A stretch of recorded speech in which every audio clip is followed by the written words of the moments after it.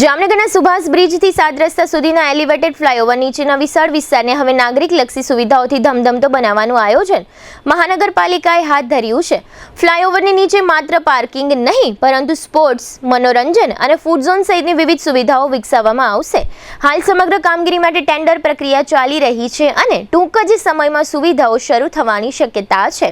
મહાનગરપાલિકા દ્વારા ફ્લાયઓવરના નીચેના 12 ગાળાને 4 ભાગમાં વહેંચી સ્પોર્ટ્સ એક્ટિવિટી બ્લોક બનાવવાનું આયોજન કરવામાં આવ્યું છે, જેની સાથે parking, food zone, toilet block, waiting અને સિટિંગ એરિયા જેવી સુવિધાઓ પણ ઊભી કરવામાં આવશે. ભાગ 1માં વાલકેશ્વરી એરિયા નજીકથી P5 થી P8ના 3 ગાળામાં, ભાગ 2માં ગુરુદ્વારા સર્કલ નજીક P21 થી P23ના 2 ગાળામાં, ભાગ 3માં અંબર સર્કલ નજીકથી P41 થી P46ના 5 ગાળામાં અને ભાગ 4માં ફોરેસ્ટ ઓફિસ નજીક P74 થી P76ના 2 ગાળામાં સ્પોર્ટ સુવિધાઓ વિકસાવવામાં આવશે. આ ચારેય સ્થળોએ બોક્સ ક્રિકેટ, પિકલબોલ, બેડમિન્ટન અને ઓપન જીમ સહિતની વિવિધ રમતગમત પ્રવૃત્તિઓ માટે માળખાકીય સુવિધાઓ ઊભી થશે. આ સુવિધાઓથી શહેરના બાળકો, યુવાનો અને રમત પ્રેમીઓને શહેરના મધ્ય વિસ્તારમાં જ નવી સ્પોર્ટ્સ સ્પેસ મળશે. આ ઉપરાંત ફ્લાયઓવરની નીચે 4 સ્થળોએ ટોયલેટ બ્લોક અને 2 સ્થળોએ ફૂડ કોર્ટ બનાવવાનું પણ આયોજન છે.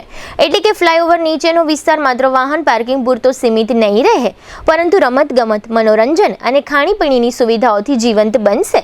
આ સમગ્ર આયોજનને જામનગર મહાનગરપાલિકાના commissioner Dipesh Kedia, deputy commissioner Devendrasinh Jhala, assistant commissioner Bhavesh Jani, project and planning વિભાગના રાજીવ જાની સહિતની ટીમ દ્વારા આગળ ધપાવવામાં આવી રહ્યું છે. શહેરના મહત્વના ટ્રાફિક જંકશનોને જોડતા આ એલિવેટેડ ફ્લાયઓવરનો નીચેનો વિસ્તાર પણ હવે જામનગરના નાગરિકો માટે સ્પોર્ટ્સ અને મનોરંજનના નવા હબ તરીકે વિકસાવવાનો પ્રયાસ છે. ટેન્ડર પ્રક્રિયા પૂર્ણ થયા બાદ કામગીરી શરૂ થશે અને શહેરના મધ્યમાં જ લોકોને નવી સુવિધાઓનો લાભ મળશે.